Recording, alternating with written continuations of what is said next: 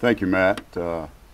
We are excited about the games that are coming up, but first I want to talk a little bit about the tournament, which will be a week from Wednesday. We'll start in New Orleans, and tickets are available through our ticket office at the Cajun Dome for a single session.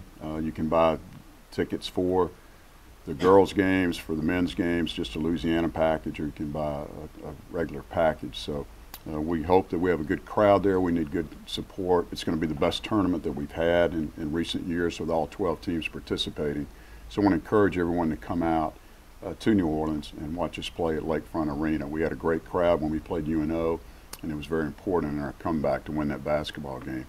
Also want to make sure that we have a good showing here this week for a good Texas State team on Thursday night, and also against UTA, the league champion, on senior night, where we'll be honoring our lone senior, Jay Wright. Need the students to come out and need our fans to come out and support this team. They're playing good basketball right now, and we're excited about going into the tournament with some momentum. With that being said, we played well in the Carolinas, and we're one of two teams to sweep that series, with Texas State being the other one. And one exciting game, got off to a big lead against Coastal, gave up the lead, turned around and came back and got it. This says a lot about the confidence our team's playing with at this stage. We then travel, a tough travel day over to Boone, North Carolina.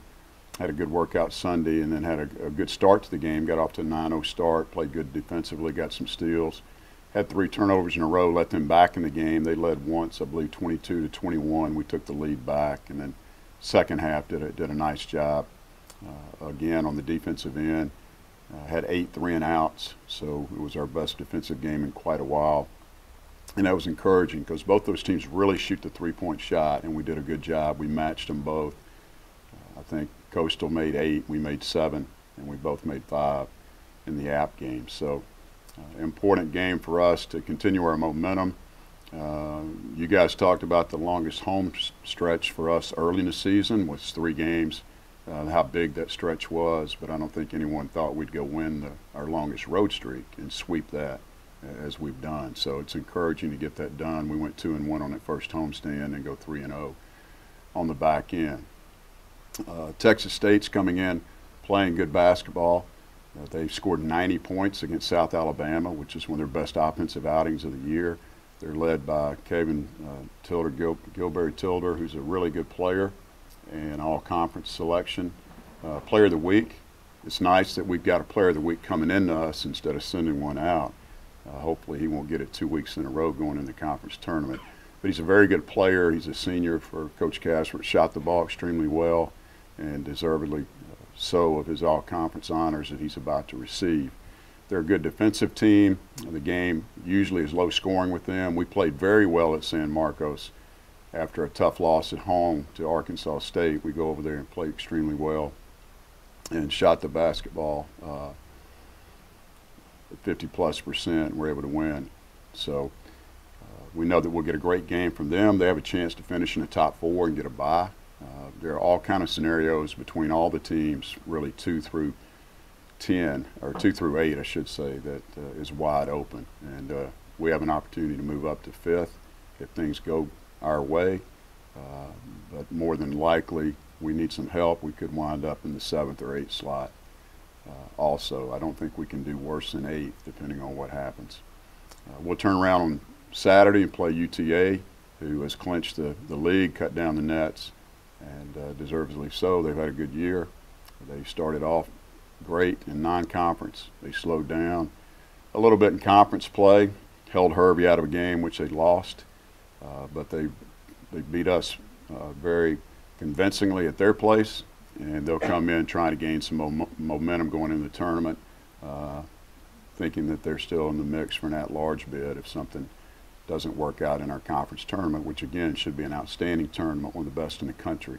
I just got off the phone with a media person who's national media that said your conference is the best mid-major league in the country. There's not any question about that this season, and I think he's right. We're excited to honor Jay Wright on Saturday, a young man that scored 1,000 points for us. He's one of our steals leaders, career steals leaders. Could wound up being Defensive Player of the Year. We certainly think he belongs in that category, and we nominate him for that position as well as all conference. And hope we have a big crowd to support Jay. He's playing really good basketball. He's improved so much in so many different areas. He's seen the floor better. He's running the team better. He's shooting the three-point shot better. He's our leading three-point shooter in conference play, if I'm correct. Taking good care of the basketball, shooting his free throws at 70%. He's improved in that area of his game as well. And got a tremendous motor. His work ethic is second to none. He comes and plays every day as hard as he can. And very proud of Jay and what he's brought to our program, and I hope we have a good send-off with him. We had 5 seniors last year. This year we only have 1. So it'll be a shortened ceremony before the game, before the tip, and we want a big crowd to come out and honor Jay. Questions? About 2.5 weeks ago, a couple of guys, Bryce particularly, were talking about starting streak. What about what you guys are doing then do you think making them confident enough to put that out there? Well, we've shot the ball well at times, and we defended well at times. We've rebounded the ball great all year, and we've taken pretty good care of the ball, but we need to be good defensively. Put 2 or 3 of those together. It's no different than your golf game. You've got to do a little bit of everything if you're going to be successful in the end. And we were able to do that on this trip. Our defense was good. Coastal's a very dangerous offensive team, as well as Appalachian State. They do a great job executing. That's their strength, is their offense. But our defense was better, and Frank was very focused and locked in on this trip. Defensively, Jonathan Stove's playing with confidence. And I think Bryce was saying that if we get started, we have an opportunity to get on a roll. He said that when we lost at Bozeman, and we won 8 straight. And going back to that, best non-conference record that we've had in 26, 7 years was impressive. And to go a month without losing a game is pretty impressive, especially in November, December. And we're halfway through to doing that now. If we can get through these next couple of weeks, that would be pretty impressive if we could end the season the way we started it. And also to have a winning road record. After starting 0-2 to come back 8-7 and have the best road record we've had in a long time says a lot about this team that they were able to book in those 2 parts of our season.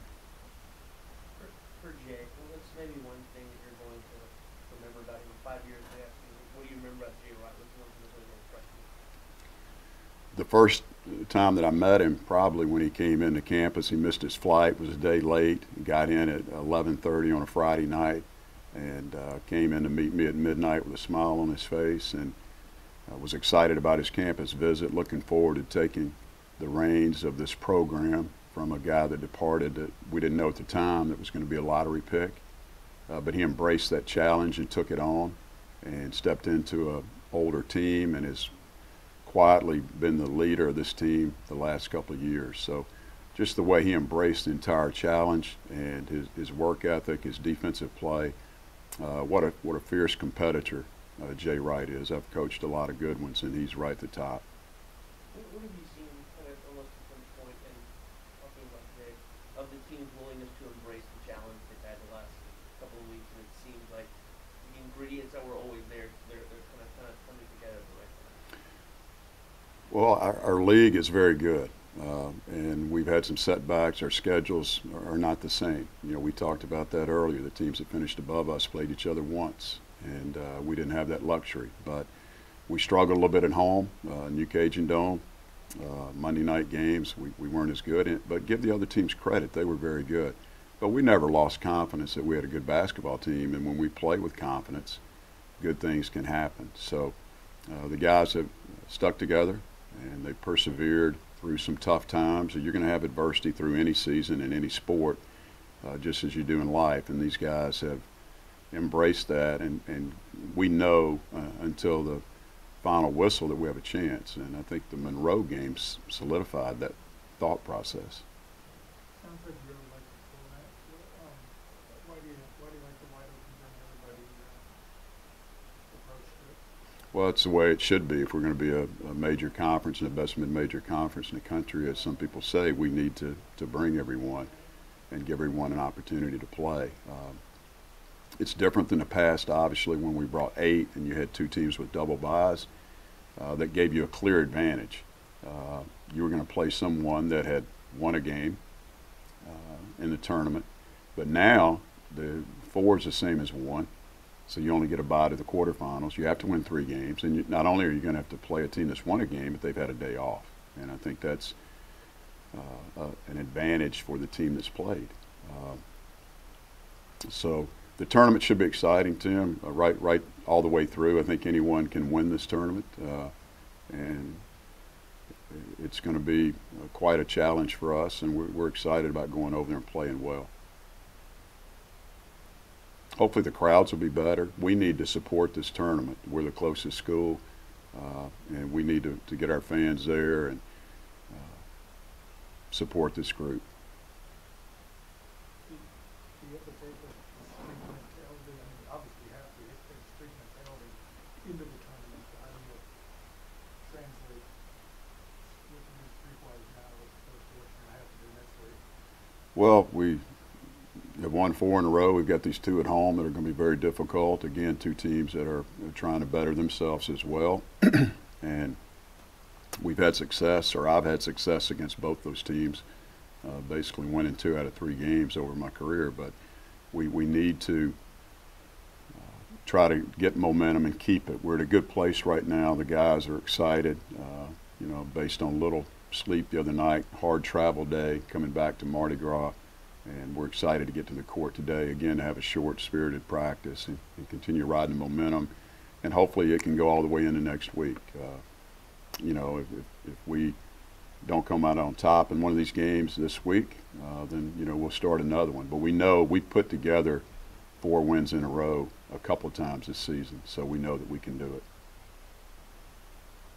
Is there one aspect that even still you're looking to improve upon these last 2 games where you're going to have a full palette of what you want for next week? Just defensively, we can continue to be solid defensively. We've been good in a couple of games. You know, South Alabama, our last home game, we were really good defensively, and we were good at Appalachian State. We were good at Texas State. Those are some of our better defensive games. We need to continue to guard.